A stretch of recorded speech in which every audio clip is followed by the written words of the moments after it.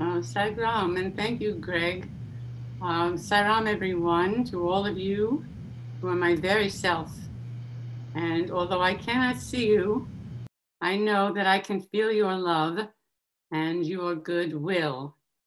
I have to say a couple of words about the beautiful Veda chanting and bhajans. They were absolutely sublime. I'm so impressed with this wonderful, wonderful production. So many thanks to Swami for this opportunity and the amazing work of the organizers who are his instruments of peace. The prayer of St. Francis, which begins with, Lord, make me an instrument of your peace, has been a very important part of my life and sadhana. And you can perhaps see the Sandamyo cross that is hanging on the wall behind me. The story of why that is so important to me is inextricably related to my relationship with Sai Baba. But before I get to that story and the primary topic of this talk, why fear when I am here, I want to preface my remarks by clarifying that there are three states of spiritual perspective. There is duality, there is the sense of qualified non-dualism, and there is the perspective of non-dualism. So any talk about fear exists only in duality, where there's separation, where there's subject and object. In the non-dual state, there's no separate I, and therefore there is no fear. It's also important to remember that fear has many levels and descriptors, from concern to worry, suspicion, anxiety, nervousness, panic, apprehension, timidity, dread, avoidance, and the general malaise associated with self-consciousness and attachment. So fear, rooted in separation as it is, has all of these different nuances. If we think, oh, I'm just a little concerned, that's fear. Comes out of separation. There is me, there is another, there's a situation that I believe to be outside of myself, and I'm concerned about it. Fear, rooted in separation, engenders anger, greed, jealousy, envy, attachment, and pride. So therefore, it's very important for us to uproot fear. And so my story is about how Swami led me to that end. In 1969, my sister, Michelle Kaplowitz, traveled to India to see this holy man she was hearing about, Sri Sathya Sai Baba. She lived there for 2 years and wrote me letters that I found too hard to believe. He could come in dreams, he could materialize things. I was not prepared for or open to that. When Michelle returned home, I was impressed by the transformation of her character. That impressed me more than the miracles. And so I gradually began to open Sathya Sai Speaks, Volume 1, every now and then. And every passage seemed to be exactly what I needed to know and full of wisdom beyond anything else I had ever read. Gradually, I opened my mind and heart. And in 1974, he came in a dream. In this dream, I dreamt that I awoke. It was, of course, at night. And I dreamt that I awoke and I knew that this Sathya Sai Baba was in my house. This was in 1972-ish. And I dreamed that he was in the house. And so I woke up and I walked out of my bedroom where I was sleeping in the dream. I walked into the living room and there is Sathya Sai Baba. And I sit down opposite him and I sit down opposite him on a couch that was opposite where he was sitting. And instantly, a white light came from him into me, and I knew there was something divine. There was God. I had no thoughts about that prior to this dream, but I knew instantly that. And he stood up and he said, and he communicated. I have to say, he did speak. He communicated. It was internal. And he communicated, I am going to take you to the origin of your fears. And with that, I stood up and he drew me into him, and we became one entity traveling in time and space through past lives. I did not believe in past lives before this dream, and yet I knew that was what was happening. And then we stopped, and we stopped in a church. It was a very small church. It was a very old church, a very ancient church, very small, very rustic, made of big rough-hewn stones with an earthen floor. There was no, it wasn't finished. It was just a stone structure that clearly had been a church. And on the floor, or the earthen floor, were a half a dozen or so infants and children who had been abandoned and taken in by the order of monks who were doing good works and taking in these children who were abandoned and abused. This was, as you can surmise already, this took place in the Middle Ages. And then a Swami took me. There was one small little wooden door in the back of the church. And we went through that door, just through it.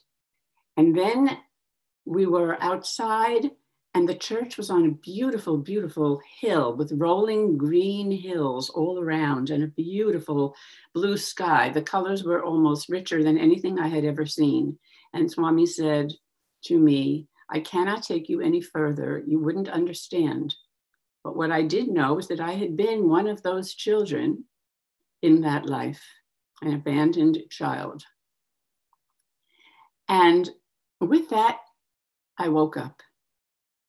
And I knew that this had been a visit, not an ordinary dream. That was something my sister, when she would write letters, that was something my sister would say that Sathya Sai Baba could do at the time. It seemed impossible to me, but here it was. I knew that it was a visit. I knew that he would take me to the origin of my fears. I knew that I had had this past life, and I knew instantly that it had been in Assisi, Italy. One of the reasons that I knew that was because when I was 13, I memorized and took the prayer of St. Francis to be my own prayer. I'm not Catholic, I'm not Christian, but that prayer, when I heard it, spoke to me at a very deep place, and it became the prayer of my life.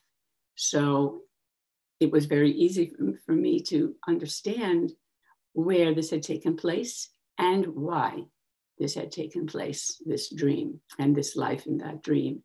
And also this life now. I came to understand a great deal about this life from that insight that Swami provided from that past life. But particularly the message, I'm going to take you to the origin of your fears. Now, my state of mind at the time, I was a young mother. I was recently divorced. I had become a teacher.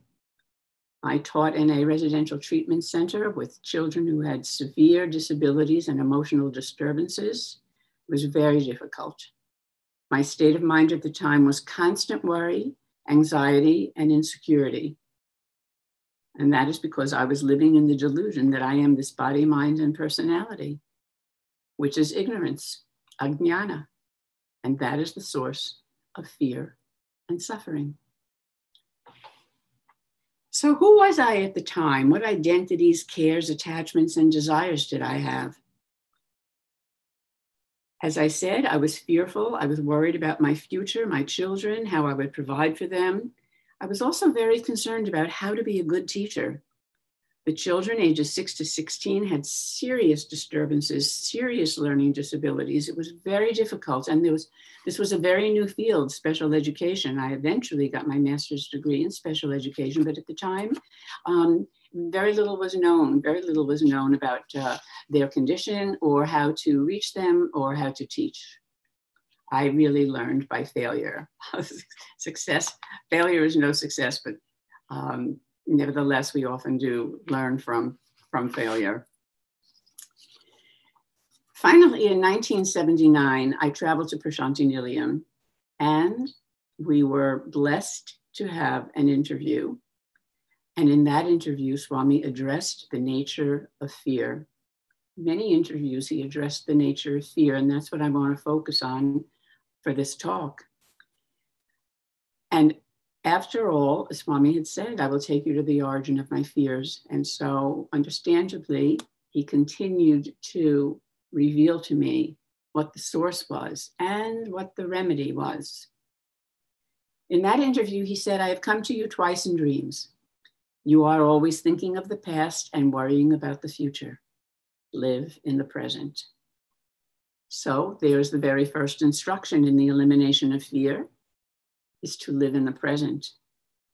To the extent that I am living in the present, there is no past or future. There is only now. Now. Where am I now? This is a question I frequently ask myself and remind myself. Where are you now? Where are your thoughts now? Where are they taking your emotions? How are they convincing you that all of this is real, when in fact it is not? Who am I now? Who am I? All the time, asking oneself that question. In the summer of 1983, I had another interview with Swami, and in that one, he asked me to come again in November for his birthday celebration. Now, normally, because I was a teacher and I had the summers off, I would go to see Swami in the summer, July, and sometimes part of August.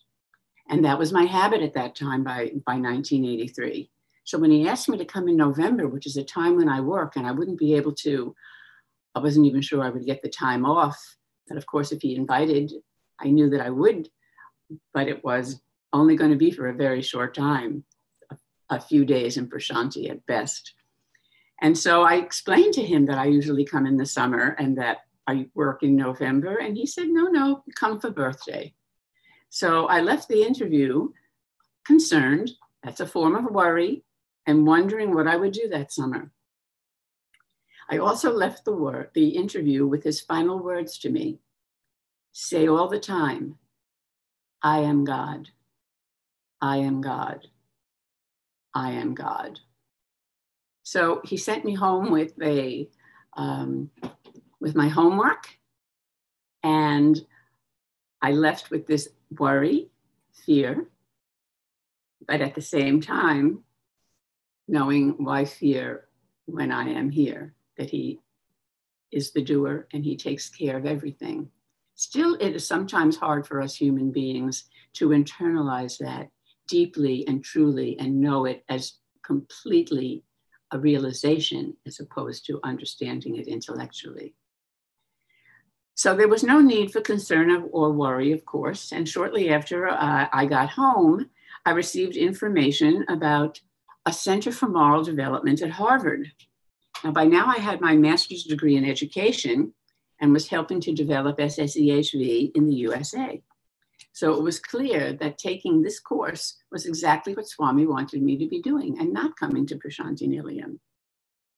Off I went to one of the foremost capitals of intellectual pursuit, saying to myself, I am God, I am God, I am God. And I do want to tell you that the contrast between where I was and what we were learning and the internal repetition of I am God, I am God, I am God was a very, very interesting experience.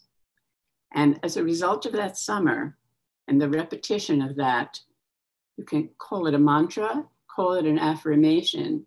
The repetition of that absolute truth gave me a deeper understanding of what it really meant. When I first started repeating it, it had very little meaning to me other than some vague intellectual understanding of it. But as I repeated it, it got deeper and deeper and deeper until I understood that the I that was speaking was not this ego personality I. I also, through that experience, Swami's grace, Swami's prompting, decided to go for my doctorate degree in education with a focus on character and moral development, which I did do at Columbia University Teachers College. And I was blessed to be able to do my dissertation at Columbia University on Sathya Sai Education. It was the analysis of the implementation of a curriculum development for character, Sathya Sai Education and Human Values. Now in 1989, I had another very, very powerful experience through which Swami would once again show me the origin of my fears. In 1989, my mother and I were on the darshan line, and when we were handed a telegram that explained that it was just discovered that my father had lung cancer. We flew home immediately and spent the final days with him.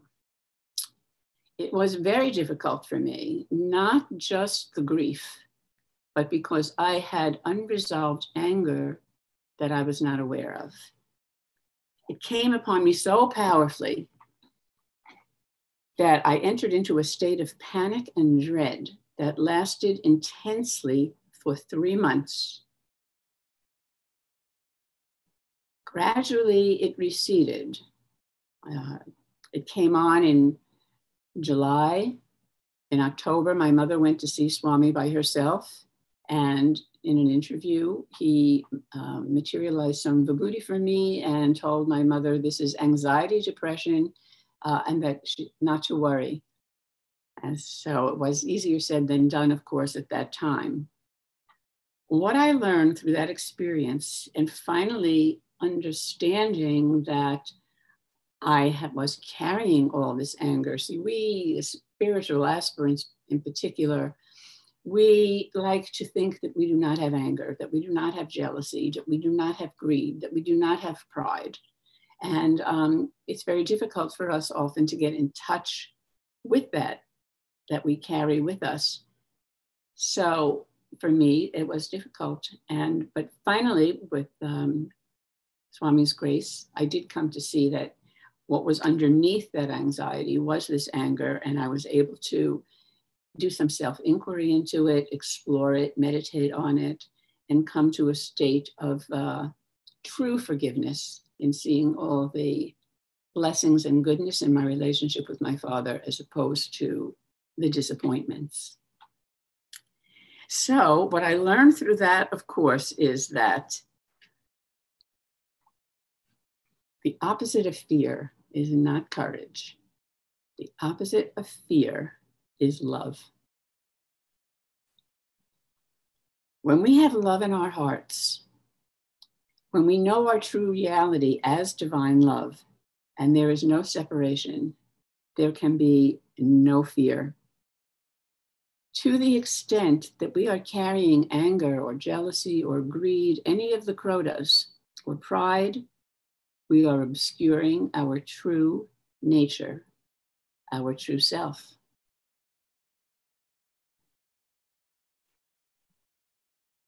That summer, when I finally did visit Swami, he called me in, and I had another lesson on fear. That was 1989 again. And taking my hand, he turned to me, eyes shining, his face black blue effulgence. I frequently saw him as Krishna. And he said, "Don't worry. I am taking care of everything. Husband, son. Now you do like this. You think only of God, of Swami. I am always with you. Say, he is always with me. He is always with me. Think only of Swami, of God, and he pats my head and he says, be fearless. Now, I do want to share that I have always believed anything that anyone has ever told me from their interview or from their experience with Swami, that message was for me as much as it was for the person to whom Swami was speaking. So I know that my sharing with you these experiences is simply Swami's method, simply Swami's way of passing on the same advice to all of you. All of us experience some degree of fear. That is the human condition, especially to the extent that we identify with this mind-body complex. So what we want to do is remind ourselves, I am that, my true self, that I am. In Swami's Guru Purnima talk that summer of 1989, he said, you are faced with a lot of difficulties, but you must keep to your ideals firmly and attain them. Personal relationships come and go. Who is the wife? Who is the husband? Feel that you have come from God. Feel that you are doing the work for the sake of God. Develop the faith that we are with God. Well, when are we with God? In the past? No. In the future? No. We are with God now. Now. Right now. I can say I am with God. That's qualified non-dualism. Or I can say I am God. I am God. I am God. That is non-duality. To me, that is the ultimate reality. As long as I need to feel that I am with God, that is what I will repeat. To the extent that I know that I am God, there is true fearlessness. On the topic of fear, I did see that the human condition, fears, desires, seem to travel with us from life to life. After all, I was an abandoned child in a past life in Assisi, Italy. However, at another level, we have to realize that there is no time, there is no space, there is no separation. It is all now. It is all now. And there is only love. There's only divine love. And that is God. And I am that. So that is asatoma. Asatoma sadkamaya. From darkness, which is fear, to light, which is love. From duality to non-duality. There is only that. Everything is now. That is love. And I am that. And as they sung so beautifully in the bhajan that opened this beautiful session, fear and grief can never touch me when I know that I am Om Tat Sat Om. Now I have to check the time and see how much time I have left, because if I do, Greg, is there any way you can indicate how much time I have left? Anyway, I'll just continue with some quotes until I'm instructed that my time is up. Please feel free to go on. So there are some quotations I'd like to share with you. And just recently, before I was invited to speak, I started rereading the Prashanti Vahini. I have not read the Prashanti Vahini for 30 years.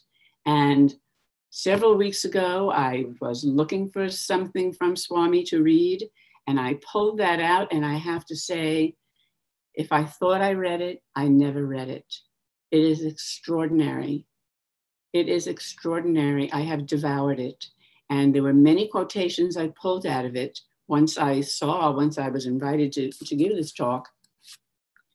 there were many, these are the quotes that I pulled out of it specifically for this talk that came from the Prashanti Vahini. It's the 5th edition, which was 1982. And on page 12, Swami says, "Of what profit is it to spend time on things that are no longer necessary?" And I say that that is any of the manifestations of the I or ego sense. I am a body, I am a mother, I am a teacher, I am a lawyer, I am unworthy, I know best, I'm not good enough, and all other kinds of vasanas. Those are all vasana-related thoughts. Take up self-inquiry and ask. Swami has said that self-inquiry is 75% of sadhana. That all the rest is just fertilizing the field, plowing and fertilizing the field for that self-inquiry. Take up self-inquiry and ask when we have a thought that's troubling us, is it true? Is it true? Can I be absolutely certain that's true? Or focus on asking oneself, who am I? And think, not this, not this. Who am I really? Can I really know that any of this is true? And then remind myself, I am that. Over the years, I've adopted many affirmations, and so just another form of mantra, many affirmations that have taken me through to focus on God all the time. I am God, I am God, so hum, taking a walk, Om so hum, Om Sai Ram. And sometimes it morphs for whatever reason, I don't know. But recently, Sri Hari came to me, Sri Hari. And that brings me such joy. I can't explain it, but as I walk, take a beautiful walk we have a beautiful rail trail near here. I live up in a rural area. So even with our self-isolation, I have the luxury of being able to go on a walk in nature with very few people around, if any, and we're all wearing masks and we are feet and feet and feet away from each other. And Sri Hari, no matter what I'm thinking, as soon as I say Sri Hari, I'm transported to my true self, and everything else is diminished. Everything else is diminished. Find those mantras, those little gems, those little affirmations that Swami directed me towards. Say all the time, I am with you, I am with you, I am with you, he is with me. Say all the time, I am God, I am God, I am God. Whichever one works for you, and then it will morph. It morphs into the next stage of where you need to be. So he says on page 24, remove from the garden of your heart the thorny bushes of greed, anger, jealousy, selfishness, the evil brood of I and mine. Every sadhaka must needs enter on the path of inquiry. Then only can the conviction dawn and grow that nature and all learning connected with nature, and by that I interpret that as the phenomenal world. Then only can the conviction dawn and grow that nature and all learning connected with the phenomenal world are unreal. Then only will these be given a relative, not an absolute value. They should not be mistaken, of course I'm quoting Swami, page 43. They should not be mistaken to be the highest knowledge, the unchanging eternal truth. That mistake, if committed, leads to ashanti, an agitated mind. Agitation produces worry and anxiety. Be engaged in uninterrupted contemplation of the changeless and find a way to do that. Whether you're doing devotional activity, service activity, study circle, always for the purpose of self-reflection, self-inquiry. Where am I? Who am I? I am that absolute reality. I am the changeless, not this body-mind complex. And Swami continues on page 74, to whichever place the chitta may wander, instruct it to find Brahman there. Whatever ideas and pictures it may form, instruct it to find only Brahman in those creations of the mind stuff. Destroy ajnana by means of instruction in the knowledge of the Atma. The establishment of one's intellect and consciousness, Brahman, is the real renunciation of the body and senses. Be fearless. Sai Ram, Greg.